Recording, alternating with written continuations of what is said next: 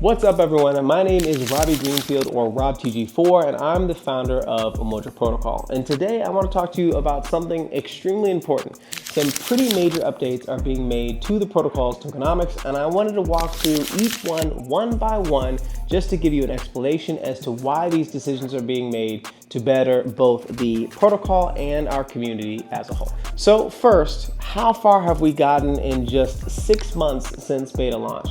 Well, since this past February when we launched beta, we went from a notional transaction volume of $45,000 to nearly $30 million in only 6 months. And again, the whole point of beta up until mainnet v1 was to prove one thing, that Umoja could introduce the world's first non-fungible structured digital asset and gain market adoption of that asset in incredibly volatile cryptocurrency market. So we've proven that our team can put out something that is not only novel, but customizable and also can be battle tested by one of the most volatile markets on the planet and show a great deal of notional transaction volume while doing so. Now again, synthetic options, which are in NFTs and thus non-fungible structured digital assets, are not our end game as you know. Our end game is to democratize wealth creation for everyone and anyone who wants to see their capital grow but have exposure to high market cap cryptocurrencies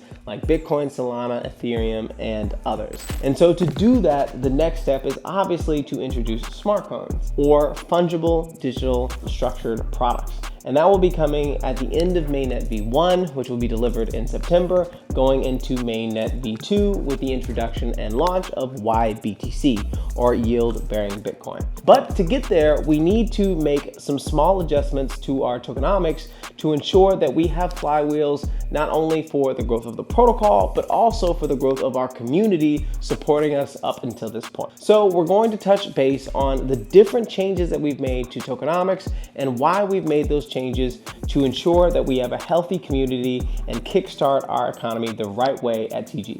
The first is TGE timing. Our initial TGE date was June, July-ish in 2024. Provided that the market was rather neutral / not so great, we decided to move this date all the way to August and then to October of this year. Now, many of you were extremely frustrated and I completely understand the frustration, but I want to assure you it was not to make sure that we don't give you a liquidity moment or some triumphant moment where you can see some type of return on investment on your token if that's what you wish to do. The main reason is because we're extremely meticulous about an event like TGE, which is a major event for any protocol and network, as you know. So what does that all mean? That means that we are starting to see of a potential bull run for Bitcoin going from late Q3 to Q4 into Q1 and Q2 of 2025. Meaning that if we time things right, that Umoja's TGE will fit perfectly at the very beginning of what could be a great Bitcoin bull run and of course an entrance later on into altcoin season altogether. And so making sure that we move into these broader macro events, at least in the context of crypto, are incredibly important to make sure that we're optimizing the success of that particular event, not only for the protocol's treasury, but for those who have supported us long before October has occurred. And we thank you for your patience and just wanted to give you a bit more color as to why we made that decision. Now, the second thing that we want to talk about is the token supply. So earlier last week, I hinted to the broader community in our last community update that we were considering increasing the token supply by a multiple, even 3 times, though it would stay fixed. And we have decided to actually do that. So the token supply is moving from 1 billion fixed supply of tokens to 3 billion fixed supply of tokens. And the reason for this is because we wanted to lower the initial market cap and also lower the price per token to create 1, higher potential of price movement at TGE, and 2, a better psychological environment for more potential supporters of the protocol to have exposure to the native token. So instead of paying 6 cents per token at our TGE, or centralized exchange listing, you would be paying 2 cents or roundabouts, which again makes it a lot more affordable, not only to those in the West, but around the world, because we have quite a global audience. And it's super important that we give everyone the opportunity to participate. Now, for those who have already supported the project at the 1 billion token supply, you will be fairly compensated proportionally to that token supply increase, meaning that you will get 3 times more tokens than you already have allocated to you. That is why we decided to increase the token supply. And again, for all those who already have exposure through community sales or a private sale investment to the foundation, don't worry, you'll be taken care of. Next up is which blockchain the Umoja token will be launched on. So initially we were going to launch our token on the Arbitrum network, and of course we already support the Arbitrum network as far as the protocol DApp goes.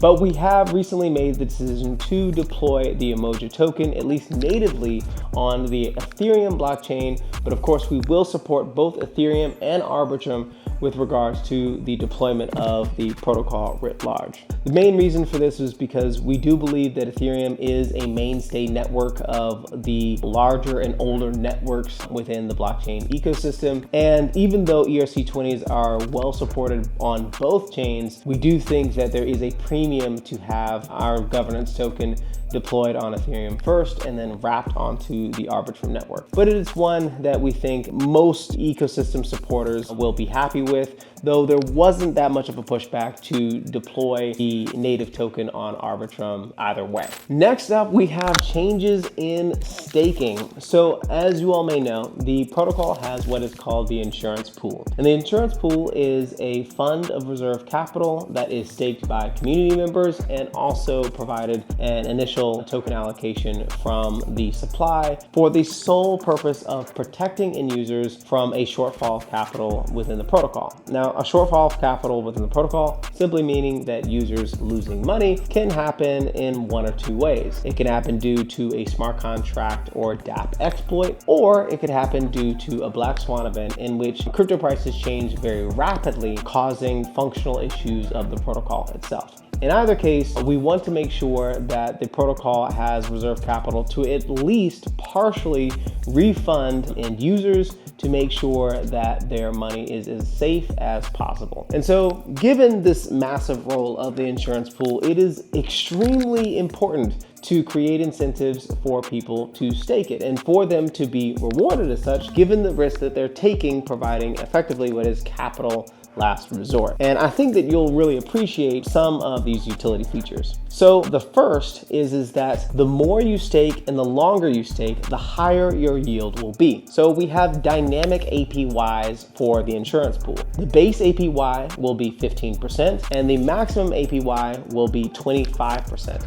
Now, the next thing is that smartcoin mentors, so yes, those who are using things like YBTC or in the future YSOL or YETH, those who are using smart coins, right? They will get a fee reduction of up to net 5% if they stake Umoja into the insurance pool. So effectively, you earn more yield as a smart coin holder if you stake the insurance pool. And so this is actually a really cool feature in my opinion, only because now you have two different types of stakers providing capital to the insurance pool, which overall, one, causes deflation, right? It takes away circulating supply of Umoja, thus increasing its price.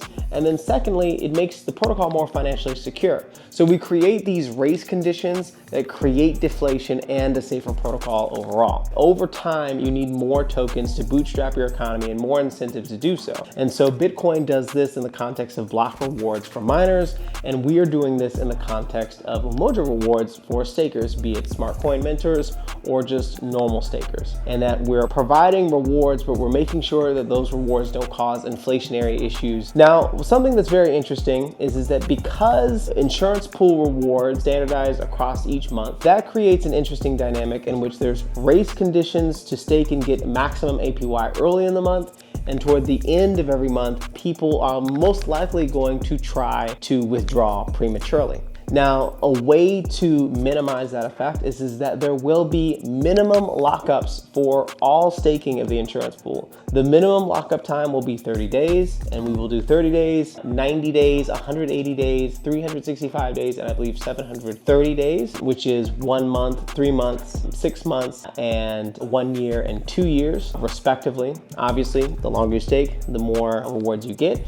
And if you choose to prematurely withdraw, say you put up a month lockup and you withdraw within 2 weeks, 10% of all your tokens that you've staked in addition to your accrued yield will be burned. And so effectively, premature staking burns token supply, thus minimizing it. And so anyone over the course of the year who prematurely unstakes their tokens will cause additional deflation. And I think in the long term will provide a great deal of value to token holders. The last thing that I would say is that staking the insurance pool will be an eligibility requirement to participate in the working lottery. So as I've talked to you before, the working lottery, any holder of Umoja or the governance token of the protocol will be automatically eligible and enrolled into those bi-weekly drawings. And again, you have to do a certain amount of work to redeem those rewards. That is why we call it a working lottery. It's not an actual lottery, but one that you have to facilitate work to access